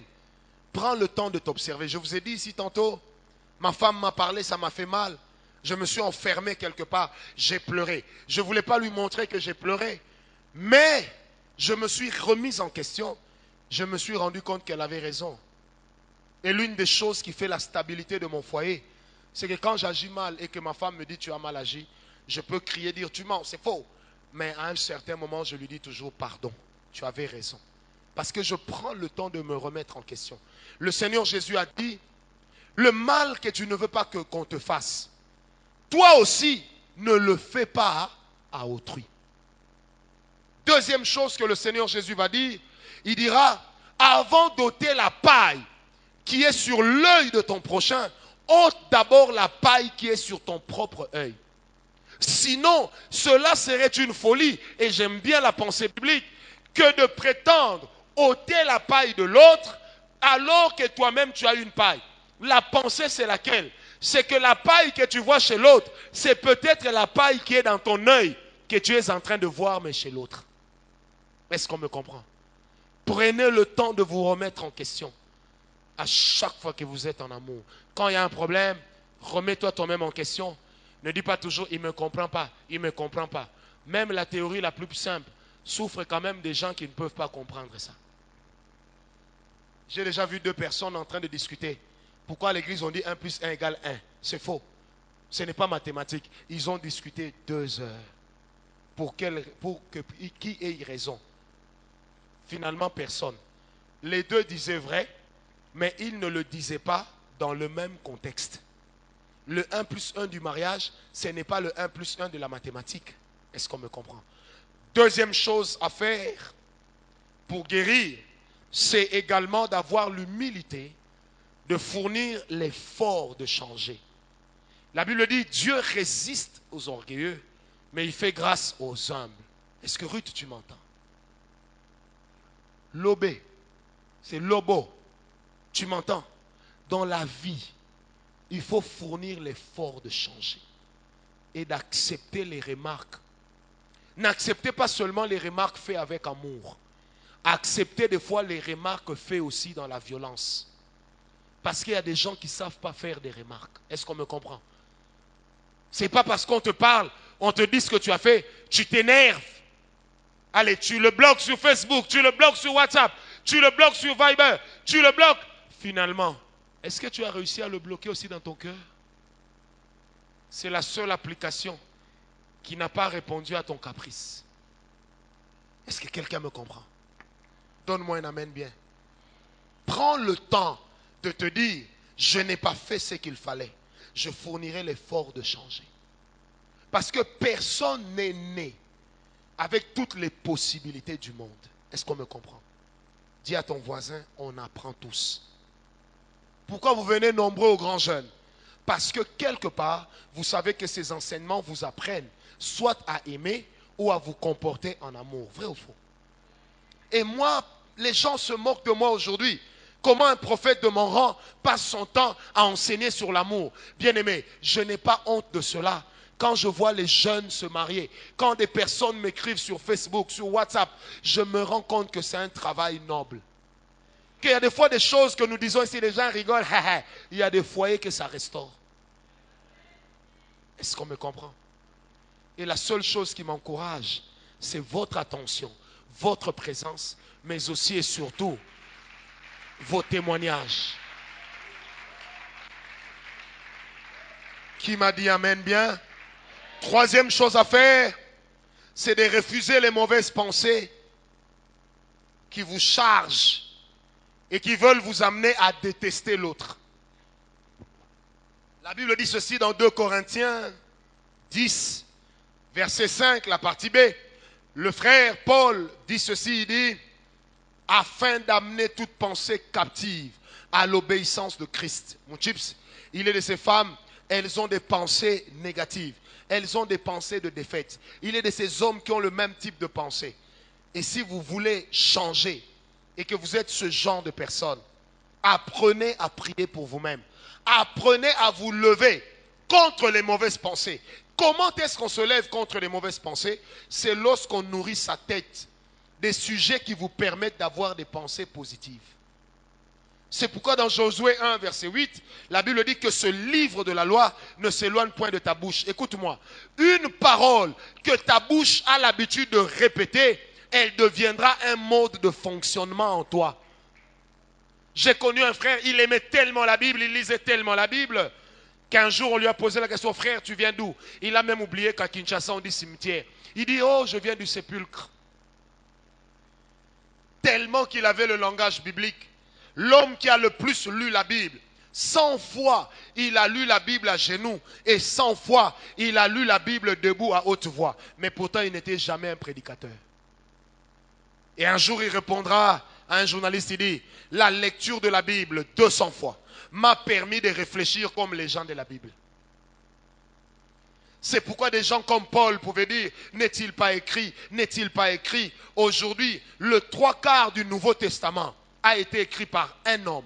Pourquoi? Parce qu'il avait une instruction. Donne-moi amen bien. Prends le temps d'apprendre. Prends le temps de lire. Même Daniel, le frère Daniel dans Daniel 3, quand il parle, il dit, c'est que je vous dis, je les ai appris dans les livres. Il ne parle pas des parchemins de la Torah, mais il parle des parchemins, des livres scientifiques qui lui ont donné également certaines informations dans la vie. Est-ce qu'on me comprend? Amen. Amenez vos pensées captives à l'obéissance de Christ. Pourquoi quand elle ne répond pas directement, tu te dis, c'est sûr qu'elle est dans les bras d'un homme? Pourquoi quand il ne répond pas directement, tu te dis, c'est sûr qu'il est en train de chatter avec une sœur de l'église? Surtout lui, hein, les sœurs l'aiment. Akoyo Kangai, Akoyo Kangai. Non, déraciner les mauvaises pensées. Une dame, excusez-moi, a tué son mari à l'époque.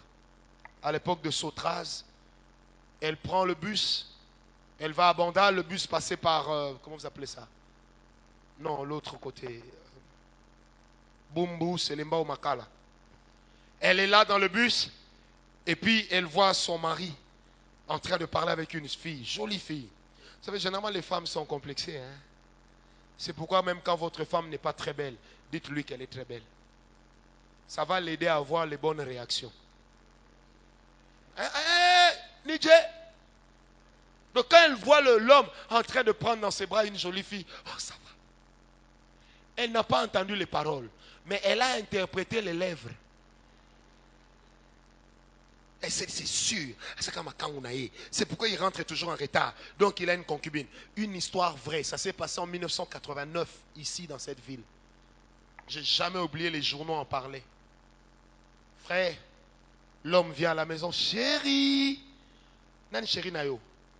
Il y avait de l'huile au feu. Bonjour. Pas. L'huile sur le visage. L'homme est tombé. Brûlure, 4e degré. Coma. L'homme meurt. Pendant qu'on est en train de savoir ce qui s'est passé, parce qu'elle avait raconté que l'homme a glissé. Pendant qu'elle est en train de pleurer l'homme dans le cercueil, elle voit la même fille qui vient pleurer. No konanga. Elle-même va dire, la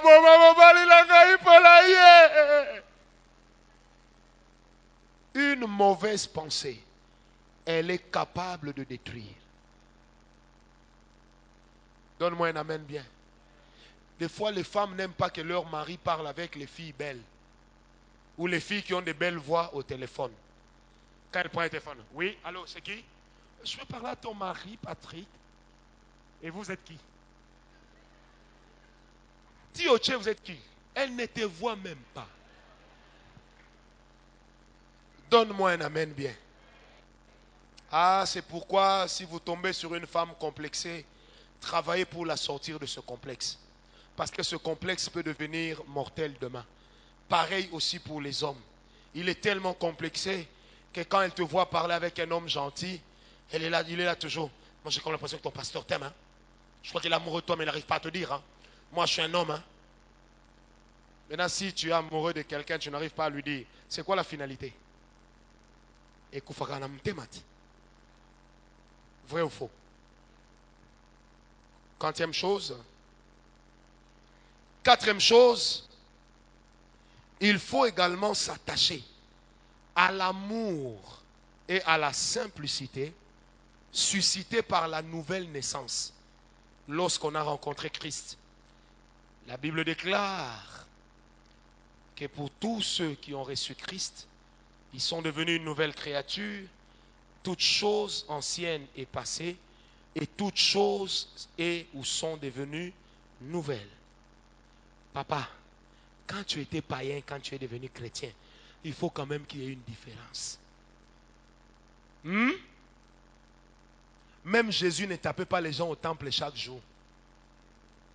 Ça s'est passé une seule fois. Toi, tu tapes chaque jour tu tapes. Quand tu dis tu tapes,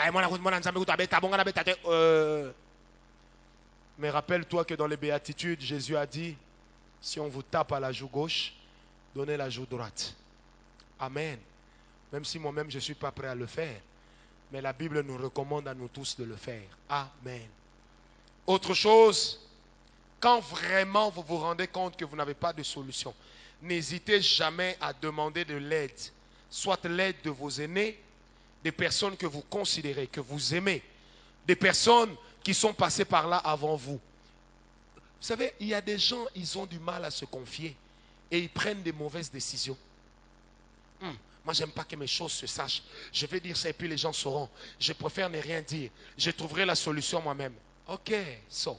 Depuis que tu es en train de chercher la solution, combien de solutions as-tu déjà trouvées pour combien de problèmes? La Bible déclare, le conseil du juste s'aplanit par les conseils. Mais la Bible dit, lorsqu'il n'y a pas de conseil, lorsqu'il n'y a pas de bon conseil, il n'y a pas non plus de bon destin. Est-ce qu'on me comprend? C'est à ça que servent les conseils. C'est pourquoi dans la vie, vous devez développer 3 types de relations. Une relation avec un père, une relation avec des amis et une relation avec vos petits. Ça veut dire, dans la vie, vous devez avoir quelqu'un qui représentera pour vous le summum de la raison. Mais il peut aussi avoir tort parce qu'il n'est pas Dieu. Amen. Deuxièmement, Vous devez avoir des gens qui sont comme des amis, auprès desquels vous pouvez aller parler, demander conseil pour dire, mon cher, comment tu as fait telle chose? Comment tu as appris à faire telle chose? Comment est-ce qu'on fait? Moi, quand on crée la page Facebook de l'église, il y a 7 ans, l'église était encore au début. C'est un petit, le fils d'un autre de mes petits qui m'avait aidé à le faire. Je ne savais pas comment ça se faisait. Est-ce qu'on me comprend? Dis à ton voisin, demande de l'aide, ne sois pas orgueilleux, dis-lui ça. Dis-lui, demande de l'aide, toi aussi. Même Einstein n'est pas né avec la science dans la tête. Il avait été renvoyé de la faculté de droit. Et il s'est retrouvé en polytechnique où Dieu lui a donné du succès. Amen. Amen. Demande conseil. Demande conseil, pardon. Sœur, en amour, Ruth, les plus mauvaises conseillères sont la maman et les grandes sœurs. Parce que si tu as un problème avec ton fiancé, elles auront toujours tendance à donner facilement raison à toi qu'à ton fiancé. Toi, tu es leur fille. Ton fiancé n'est pas leur frère. Est-ce qu'on me comprend? Donne-moi la main bien. Frère, j'aime bien le conseil que la maman de mon épouse lui avait donné. Elle lui avait dit, tu es ma fille, mon unique fille. Si tu as un problème avec ton mari, allez arranger ça avec des pasteurs. Sache que si tu viens chez moi, je prendrai parti pour toi. Aujourd'hui, la grande sœur de Ruth, là-haut par exemple, elle va dire, ah, si je dis à Ruth qu'elle a tort, je connais Ruth. Peut-être qu'elle sera rancunière. Abando Boudengaï. J'irai seulement dans le sens du conseil qu'elle veut avoir. Est-ce qu'on me comprend? Mais une personne qui n'a rien à gagner, il peut être saignant, mais son conseil sera juste. Donne-moi un amen bien. Un jour, je disais à une soeur, le frère est venu me dire, ma fiancée est sale. Et quand je lui dis qu'elle est sale, elle s'énerve. Quand ils sont venus tous les deux, j'ai dit, maintenant dis-lui ça devant moi. Elle dit, chérie, je voulais te dire que je te trouve vraiment sale. Tu dois améliorer ta propreté. Toi, tu me trouves sale. J'ai dit, ma chère, moi aussi je te trouve sale. Ah, papa. J'ai dit, oh, moi je n'ai rien à gagner. Maintenant, lui qui a tout à gagner, quand il te fait un reproche, pourquoi tu ne l'acceptes pas? C'est pourquoi des fois dans la vie, vous avez besoin de sanguinaires. Des gens comme moi, je peux te dire clairement, tu marches comme une chèvre, il faut arranger ta démarche. Je n'ai rien à gagner. Je n'ai rien à perdre. Est-ce qu'on me comprend? Moi, il y a des sœurs ici. Elles viennent me dire, le frère a fait. Je dis, en réalité, c'est toi qui es bête. Tu me traites de bête. J'ai dit, non, je retire 2 fois bête. Papa, être pasteur de quelqu'un, ce n'est pas le caresser dans le sens du poil. Tu as peur de quoi? Que les dîmes partent? Ou que l'offrande parte? Moi, j'aime ma vie. Hein? Voyez-moi le prophète là. J'aime ma vie. Vous savez pourquoi?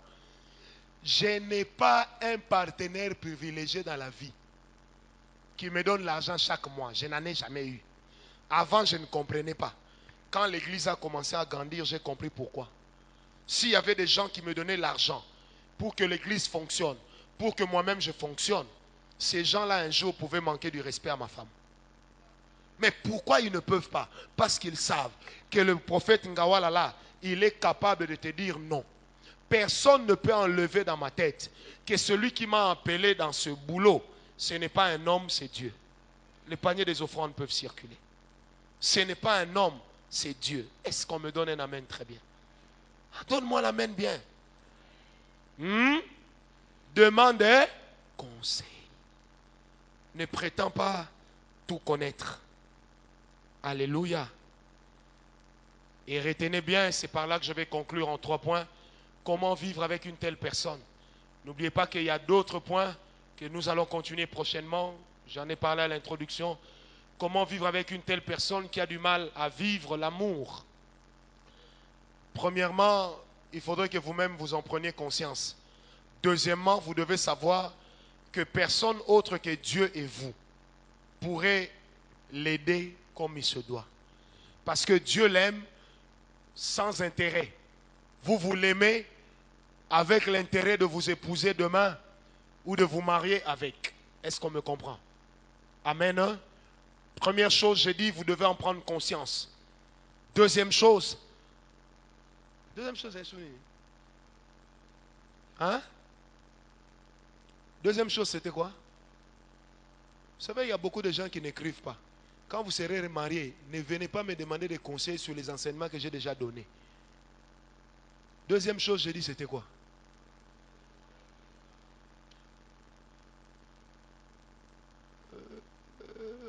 Ça, c'était avant. Première chose, prenez conscience. Amen. Deuxième chose, non, en fait, je n'avais pas dit deuxième chose. Deuxième chose, apprenez à supporter la personne tout en lui donnant le temps qu'il faut pour changer. Apprenez à supporter la personne. Donnez-lui le temps qu'il faut pour changer. Amen. Et troisième et dernière des choses à faire pour vivre avec une telle personne, vous devez prier pour suffisamment porter en prière, permettez-moi la tautologie, le mauvais caractère ou la mauvaise vie de la personne. Vous devez suffisamment prier. Et n'oubliez jamais une chose, mes bien-aimés frères et sœurs, en amour pour nous les enfants de Dieu, la prière est un investissement à ne pas négliger. Combien de temps vous passez en prière pour votre fiancé? Combien de temps ensemble vous passez en prière pour préparer votre mariage? Je vous le dis en tant que prophète et par expérience. Un couple qui ne prépare pas le mariage en prière aura toujours du mal à tenir son planning. Est-ce qu'on me comprend? Vous devez préparer votre mariage dans la prière. Vous devez préparer votre prédote dans la prière. Ne vous racontez pas pour rigoler, manger les foufous, dire je t'aime, et puis vous vous caressez comme des païens. Non. Prenez toujours le temps de prier. En ordre général, quand vous êtes fiancés, ayez au moins une journée de jeûne et prière par semaine. Je dis bien minimum. Et si vous avez le temps, ayez 2, 3 jours de jeûne pour votre relation, pour votre mariage. Frère, la Bible dit, tu ne récolteras que selon que sera ta sémence. Là où tu n'as pas sémé la prière, n'espère pas que Dieu te donnera un homme consacré. Là où tu n'as pas sémé la prière, n'espère pas que Dieu te donnera une femme de prière. Prenez le temps de prier ensemble. Allez dans des retraites. Dormez dans des chambres séparées. Mais prenez le temps de prier des jours entiers. N'attendez pas que les démons se lèvent pour commencer à prier. Priez avant que les démons se lèvent. Et quand ils se lèveront, ils ne vont pas troubler votre paix. Donne-moi l'amen bien. Je répète, priez avant que quelqu'un vous dise, j'ai vu le divorce devant toi, j'ai vu ceci devant toi. Priez, investissez dans la prière. C'est pourquoi je conçois mal qu'une chrétienne épouse un païen, qu'un païen épouse une chrétienne ou vice versa. Pour une seule raison, vous allez prier quel Dieu et à quel moment. Pendant que toi tu lui demandes de jeûner, lui il pense à son verre de bière. Pendant que toi tu lui demandes de jeûner, elle est en train de penser à ses mèches. Parce qu'elle ne connaît même pas la valeur de la vie. Et tu as toujours le toupet de lui donner ta vie. C'est des risques que tu encours. Et Dieu n'est pas dedans. Donne-moi un amen bien. Prenez le temps de prier. Frère, moi avant de me marier, on a prié. On a jeûné. On n'a pas jeûné pour demander à Dieu l'argent. Elle est là, elle peut vous le dire. On jeûnait, on priait, Seigneur, aide-nous. Et c'est à la fin des fiançailles que nous avons découvert qu'on avait des problèmes, et dans le caractère, et de par nos familles, que si nous nous marions sans avoir réglé ces problèmes, peut-être qu'aujourd'hui on serait divorcé. Bien-aimé, la Bible déclare, si les prémices sont saintes, la masse le sera aussi. Si vous n'investissez pas en prière, si vous n'avez pas associé Dieu en prière, vous allez changer des prophètes et des prophètes la veille de votre mariage. À un moment, ils vont se contredire. Après, vous ne saurez plus à qui croire. Nous nous sommes aimés. Nous avons prié. Nous avons rêvé d'une seule chose. Comment nous allons servir Dieu ensemble. Nous avons rêvé comment nous allons élever nos enfants. Et après avoir rêvé, on entrait en prière. On priait pour nos enfants. Alors qu'on ne les avait même pas. Alors qu'on n'était pas mariés. On priait. Je dis bien, on priait. On entrait en retraite, nous deux, dans une même maison. Mais on ne se touchait pas. Parce qu'on avait un objectif. On a prié. On a jeûné. On a pleuré. Nous avons s'aimé dans la prière. Et je n'ai pas honte de vous le dire. Vous pouvez demander à ceux qui étaient mes grands amis à l'époque. Certains le sont encore. Demandez aux gens comme le pasteur Marcelo, l'apôtre Mongali, le docteur Silas. Qui encore? Demandez même à des gens comme le prophète Joe Grace. Ils vont vous dire que quand je me suis marié, ma vie a changé. L'argent que je n'arrivais pas à avoir, cette femme me l'a amené. Mais pourquoi elle me l'a amené? Parce qu'on a prié ensemble. Donne-moi un amen bien. Si dans ma folie, je te disais que je vais chasser ma femme pour t'épouser, eh bien sache que je t'ai menti. On a trop prié pour arriver là où nous sommes. Ça ne nous exempte pas des péchés. Mais ça nous exempte des bêtises. Est-ce que quelqu'un me comprend? Ah, je t'aime, je t'aime. On ne s'est pas vu, on se voit. Hey, ça va, je t'aime. Non, bien-aimé Atchakousema. Ou tu es chrétien ou tu ne l'es pas. Ou tu réalises la valeur du mariage ou tu ne réalises pas. Bien-aimé, tunapika maombi. Prenez le temps de prier. Investissez dans la prière. Frère, si on ne s'entend pas et qu'on est capable de prier ensemble, Dieu va régler notre problème. Parce qu'on peut faire semblant l'un en face de l'autre, mais nous ne pouvons pas faire semblant devant Dieu. Quand Dieu dira qu'est-ce qui ne va pas, les raisons que je peux pousser aux hommes, je ne les pousserai pas devant Dieu. Si vous n'avez pas l'habitude de prier ensemble dans les fiançailles, vous n'allez pas prier ensemble dans le mariage. Et demain, votre mari aura des partenaires de prière autres que vous. Votre femme aura des partenaires de prière autres que vous. Je ne sais pas pourquoi Dieu me demande d'insister. Nous sommes des enfants de Dieu ou nous ne le sommes pas. Apprenons à bâtir dans la prière. Le temps que tu passes à lui caresser les cheveux, investis dans la prière. Tu auras ces cheveux-là toute la vie. Le temps que tu prends à lui toucher ici, arrête. Investis ça dans la prière. Tu auras les deux montagnes toute la vie. Dis à ton voisin tempo. Tu auras tout le temps. Tu auras tout le temps. N'attends pas que Ouaha vienne pour dire, mon prince, ce n'est pas encore le moment. Tu auras tout le temps. Pour l'instant, maombi na maombi. Tout a pika maombi. Donc on a pika maombi. Pourquoi vous maigrissez quand vous vous approchez du mariage? Parce que toutes les deux années de fiançailles, vous n'avez pas jeûné ni prié. Maintenant, quand les enjeux arrivent, vous savez, nous nous sommes mariés sans stress. Le jour de mon mariage, je n'avais rien à faire. La veille, je n'avais rien à faire. La semaine, je n'avais rien à faire. Tout était prêt, tout était parfait. Est-ce qu'on me comprend? J'ai eu le temps de prier. Dieu s'est donné le temps de me répondre en secret. Et quand on est arrivé au mariage, c'était très bien. On a eu notre première fille 10 mois après notre mariage. Parce que les offrandes pour notre enfant avaient été données pendant qu'on n'était pas mariés. Est-ce que tu me comprends? Je répète, les offrandes étaient données avant qu'on soit mariés. Je partais à Mangengenga à l'époque chaque semaine. Je monte, je ne sais pas je vais rentrer quand, mais je pars prier, je dis Seigneur, quand je veux me marier, sois avec moi, que ma femme ne me fasse pas souffrir, que je ne la fasse pas souffrir non plus, que nous soyons un couple modèle. Oh Père, je me connais, je peux être un gros con, mais aide-moi à être sage. Parce qu'avec Dieu, il faut être sincère. Est-ce qu'on me comprend? Des fois aujourd'hui, les gens peuvent voir, hey, maman n'en a bien, maman n'en a bien, elle a s'aimé pour être là où elle est. Nous avons ensemble s'aimé pour avoir une récolte de qualité. Quand vous vous voyez, vous faites quoi? Vous vous caressez, vous vous embrassez. Après, maintenant, vous avez honte de prier. Prenez le temps de prier. J'ai fait 1 année et quelques mois de fiançailles sans jamais connaître sexuellement ma fiancée.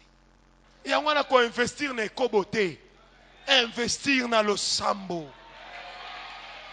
investir dans la sanctification et dans la prière.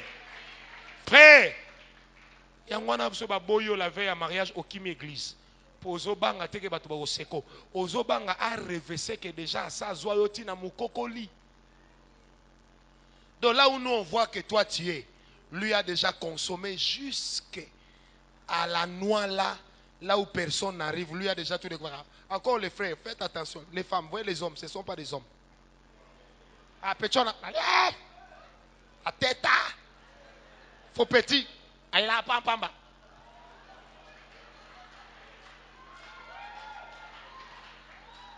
Ujimu bate la dignité. Protège ta.